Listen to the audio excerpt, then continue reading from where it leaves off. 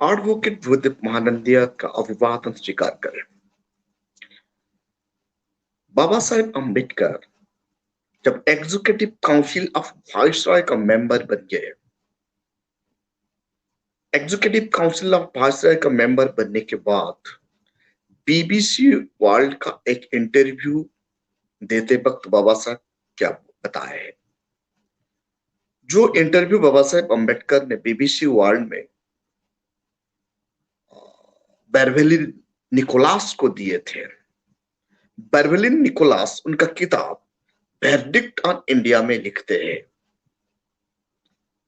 वहां लिखते हैं, doctor Ambedkar one of the sixth best brain of world.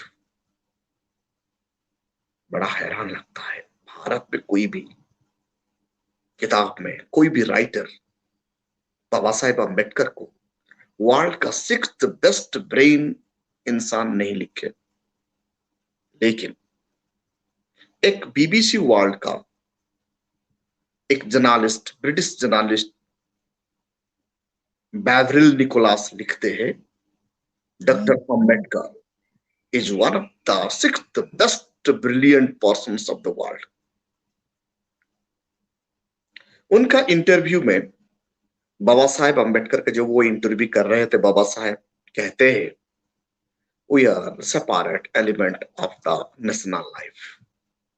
Bharat में रहने वाले दबे कुचले लोग, वॉइसलेस लोग, शूद्र अतिशूद्र, अनटचेबल लोग, ये भारत का नेशनल लाइफ का एक सेपरेट एलिमेंट है, क्योंकि इनको हिंदू नाम का एक आइडियोलॉजी में कोई जगह ही नहीं है और ये अखंड भारत में उनका स्थिति ही नहीं है। जानवर को भी सम्मान है, क्योंकि भारत का लोग कुत्ता को अपना घर का बेडरूम में रखते हैं, लेकिन इंसान को नहीं, अछूत को नहीं। भारत में गाय को माता का दर्जा देके इनको पूजते हैं, लेकिन एक इंसान का बच्चा को नहीं।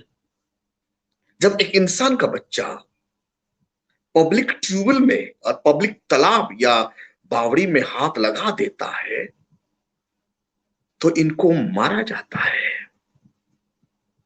शूद्र और अतिशूद्र परछाई को भी ये लोग अलाउ नहीं करते थे। इसीलिए डॉक्टर बाबा साहेब अम्बेडकर उनका वॉल्यूम नंबर 17 पार्ट 1 पेज 349 में भी ये लिखने के लिए मिलता है, देखने के लिए मिलता है। बाबा साहेब ने लिखे हैं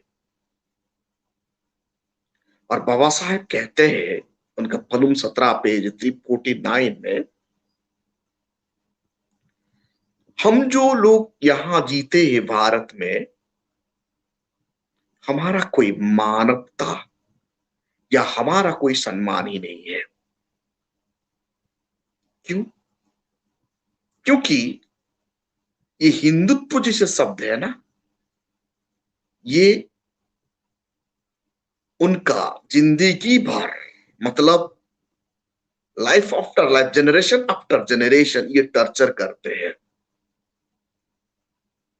तो बाबा साहेब अम्बेडकर जब एग्जीक्यूटिव काउंसिल ऑफ वायसराय का मेंबर बन गए, उनका आय किसका ऊपर गया? उस वक्त 180 मिलियन अनटचेबल लोग थे। आज लगभग 50 करोड़ लोग अनटचेबल, 50 करोड़ अनटचेबल है। अनटचेबल शूद्र का मिला देंगे तो भारत वर्ष में 130, लगभग 30 करोड़ लोग है शूद्र भारत में। ये सबका पहला उत्थान के लिए बाबा साहेब का स्टेप था। और जब जब उन्होंने वायसराय थे, तब तब उन्होंने सोशल रिफॉर्मेशन मूवमेंट वहां शुरू कर दिए थे। बाबा साहेब अम्बेडकर ये कहते हैं उनका वॉल्यूम 17 में, हम लोगों को कहीं पर भी अलाउ नहीं है। जब हम कहीं पानी में हाथ लगा देते हैं तो वो पोल्यूशन हो जाता है। हमारा परछाई भी उनका ऊपर गिरता है तो वो जगह पोल्यूशन हो जाता है। हमें कहीं डिनर टेबल पर अलाउ नहीं है। पब्लिक होटल में हम लोग बैठ के खाना खा नहीं सकते। ऐसे ही जिंदगी हमारा। तो वो इंटरव्यू को बेरविल निकोलस उनका किताब वर्डिक्ट ऑन इंडिया में लिखते हैं। उनका उन पेज नंबर 30 में ये लिखा जाता है। क्या लिखते हैं? The keynote of my policy is that we are not a subcontinent of the Hindu, but a separate element in national life.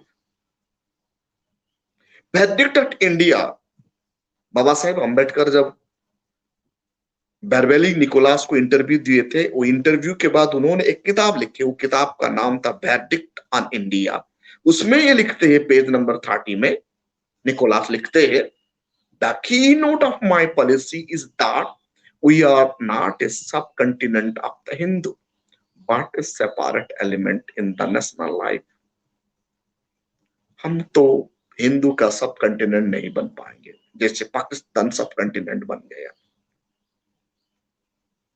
हमको हिंदू समाज में एक सेपरेट एलिमेंट है हम लोग। इसका मतलब क्या है? वर्डिक्ट ऑन इंडिया में पेज 30 में निकोलस कहते हैं, इंसान को इंसान की तरह भारत में सम्मान नहीं मिलता। इस परिस्थिति में ब्रिटिश का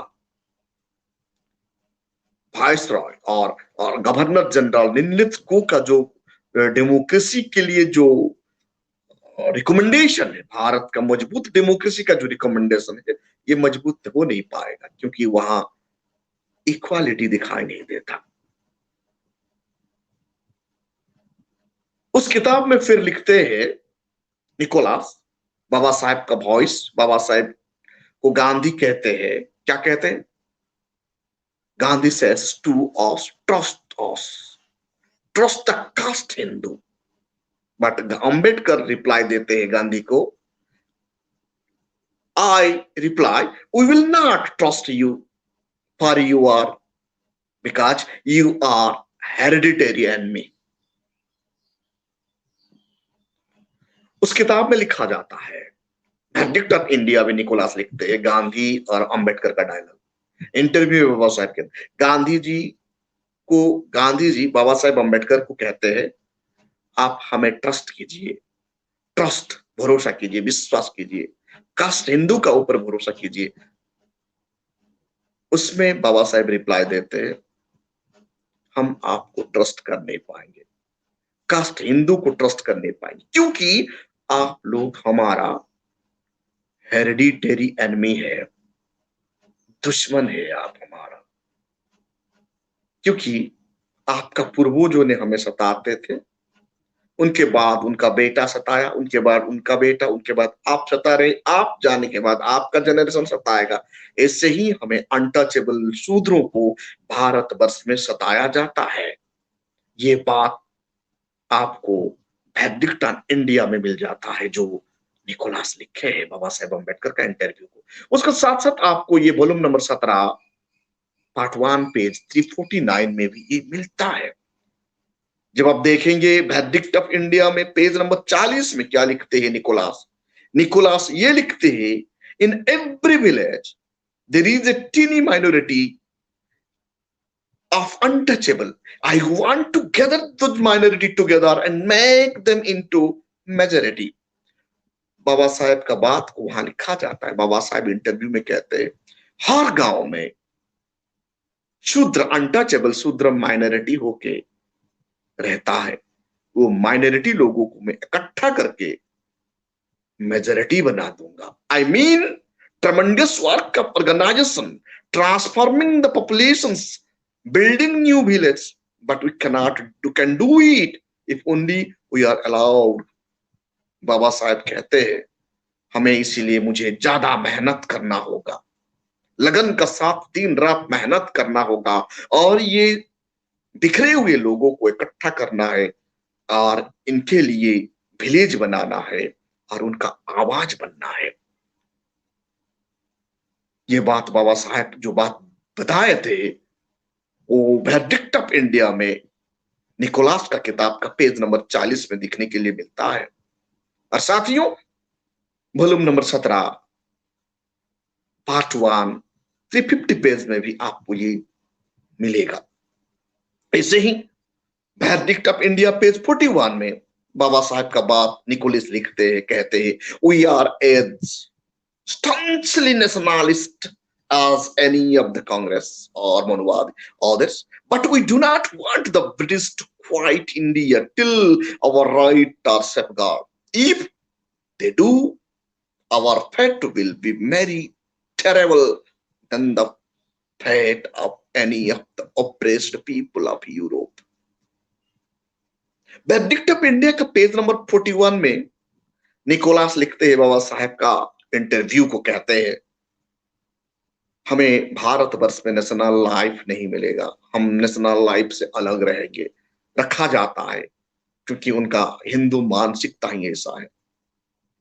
जब तक ब्रिटिश को, इसीलिए ब्रिटिश को, जब तक ब्रिटिश हमारा संवैधानिक राइट का कोई सेफ गार्ड नहीं देगा,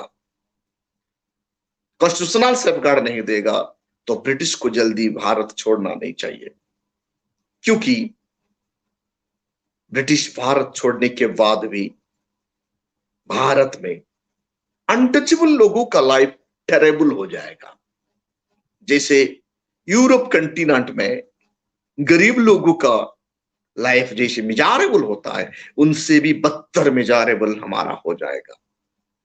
यही इंटरव्यू बाबा साहेब अम्बेडकर दिए थे, ये सच है। काश बाबा साहेब अम्बेडकर को संविधान लिखने के लिए क्षमता नहीं होता, आज भारतवर्ष में शूद्र और अति शूद्र का लाइफ एनिमल से बदतर बन जाता। बाबा साहेब अम्बेडकर का मेहनत और उनके ज्ञान का पराकाष्ठा का कारण उस वक्त का मनोवादी लीडर मजबूर होकर बाबा साहेब को रिक्वेस्ट किए थे संविधान लिखने के लिए।